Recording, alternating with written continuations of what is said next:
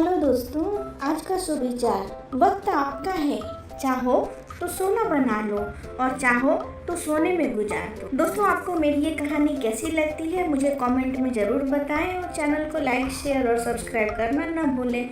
धन्यवाद। दोस्तों, आज की कहानी का शीर्षक है अपमान का बदला। तेनालीराम ने सुना था कि राजा कृष्णदेव राय बुद्धिमानों व गुणवानों का बड़ा आदर करते हैं। उन्होंने सोचा क्यों न उनके यहाँ जाकर भाग्य आजमाया जाए, लेकिन बिना किसी सिफारिश के राजा के पास जाना टेढ़ी खीर थी। वह किसी ऐसे अफसर की ताक में रहने लगे जब उनकी भेंट किसी महत्वपूर्ण व्यक्ति से हो सके। इसी बीच तेनालीराम का विवाह दूर के नाते की एक लड़की मगम्बा से हो गया। 1 वर्ष बाद उसके घर बेटा हुआ। इन्हीं दिनों राजा कृष्णदेव राय का राजगुरु मंगलगिरी नामक स्थान गया। वहां जाकर रामालिंगन ने उसकी बड़ी सेवा की और अपनी समस्या कह सुनाई। राजगुरु बहुत चालाक था। उसने रामालिंगन से खूब सेवा करवाई और लंबे चौड़े वायदे करता रहा। रामालिंगन अर्थात तेनालीराम ने उनकी बातों पर विश्वास कर लिया और राजगुरु को प्रसन्न रखने के लिए दिन रात एक कर दिया। राजगुरु ऊपर से तो चिकनी चुपड़ी बातें करते रहते थे, लेकिन मन ही मन तेनालीराम से जलने लगे थे। उन्होंने सोचा कि इतना बुद्धिमान और विद्वान व्यक्ति राजा के दरबार में आ गया तो उनकी अपनी कीमत गिर जाएगी। पर जाते समय उन्होंने वायदा किया, जब भी मुझे लगा कि अवसर उचित है मैं राजा से तुम्हारा परिचय करवाने के लिए बुलवा लूंगा। तेनालीराम राजगुरु के बुलावे की उत्सुकता से प्रतीक्षा करने लगे, लेकिन बुलावा तो आना नहीं था, इसलिए आया भी नहीं। लोग उनसे हंसकर पूछते, क्यों भाई तेनालीराम, जाने के लिए सामान बांध लिया ना?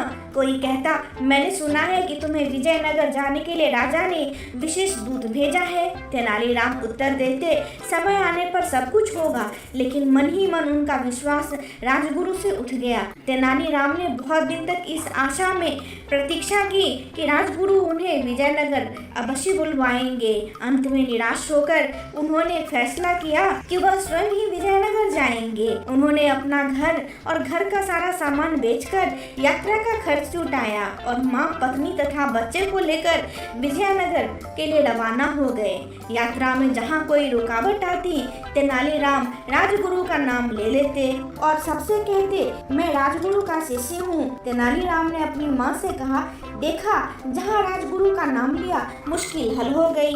व्यक्ति स्वयं चाहे जैसा भी हो, उसका नाम ऊंचा हो तो सारी बाधाएं अपने आप दूर होने लगती हैं। मुझे भी अपना नाम बदलना ही पड़ेगा।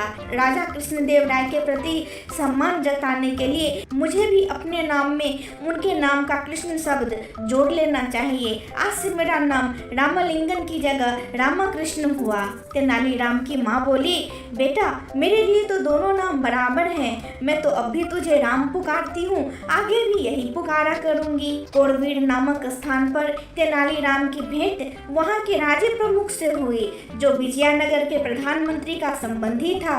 उन्होंने बताया कि महाराज बहुत गुणवान, विद्वान और उदार हैं, लेकिन उन्हें कभी कभी जब क्रोध आता है तो देखते ही देखते सिर धड़ से अलग कर दिए जाते हैं। जब तक मनुष्य खतरा मोल न ले वह सफल नहीं हो सकता। मैं अपना सिर बचा सकता हूँ। तेनालीराम के स्वर में आत्मविश्वास था। राज्य प्रमुख ने उन्हें यह भी बताया कि प्रधानमंत्री भी गुणी व्यक्ति का आदर करते हैं, पर ऐसे लोगों के लिए उनके यहाँ स्थान नहीं है जो अपनी सहायता आप नहीं कर सकते। 4 महीने की लंबी यात्रा के बाद तेनालीराम अपने परिवार के साथ विजयनगर पहुँचे। वहाँ की चमक दमक देखकर तो वह दंग ही रह गए। चौड़ी चौड़ी सड़कें, भारी भीड़, हाथी घोड़े, सजी हुई दुकानें और शानदार इमारतें, यह सब उनके लिए नई चीजें थी। उसने कुछ दिन ठहरने के लिए वहाँ एक परिवार से प्रार्थना की। वहाँ अपनी माँ, पत्नी और बच्चे को छोड़कर वह राजगुरु के यहाँ पहुँचे। वहाँ तो भीड़ का ठिकाना ही नहीं था। राजमहल के बड़े से बड़े कर्मचारी से लेकर रसोइया तक वहाँ जमा थे। नौकर चाकर भी कुछ कम न थे। तेनालीराम ने नौकर के हाथों एक संदेश भिजवाया, जाकर राजगुरु से कहो कि तेनाली गांव से राम आया है। नौकर ने वापस आकर कहा, राजगुरु ने कहा है कि वह इस नाम के किसी व्यक्ति को नहीं जानते। तेनालीराम बहुत हैरान हुए। वह नौकरों को पीछे हटाते हुए सीधे राजगुरु के पास पहुँचे। राजगुरु, आपने मुझे पहचाना नहीं? मैं रामालिंगन हूँ। जिसने मंगलगिरी में आपकी सेवा की थी। राजगुरु भला उसे कब पहचानना चाहते थे। उन्होंने अपने नौकर से चिल्लाकर कहा, मैं नहीं जानता यह कौन आदमी है, इसे धक्के देकर बाहर निकाल दो।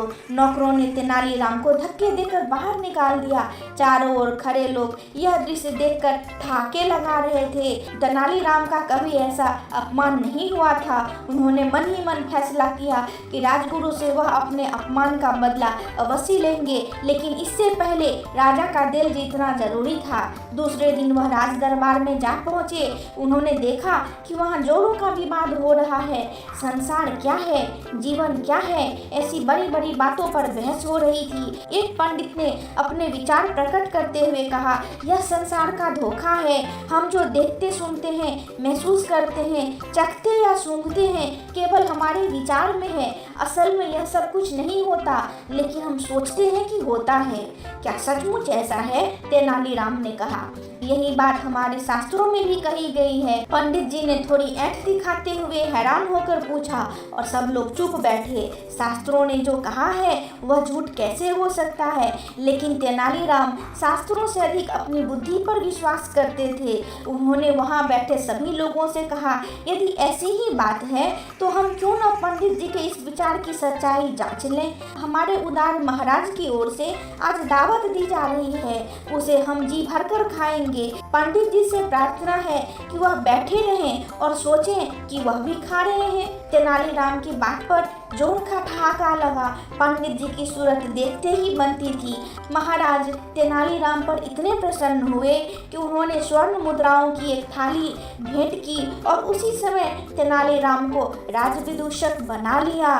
सब लोगों ने तालियां बजाकर महाराज की इस घोषणा का स्वागत किया। उसमें राजगुरु भी थे। दोस्तों, मैं कल फिर से आऊंगी एक नई कहानी के साथ। तब तक आप लोग अपना ख्याल रखें।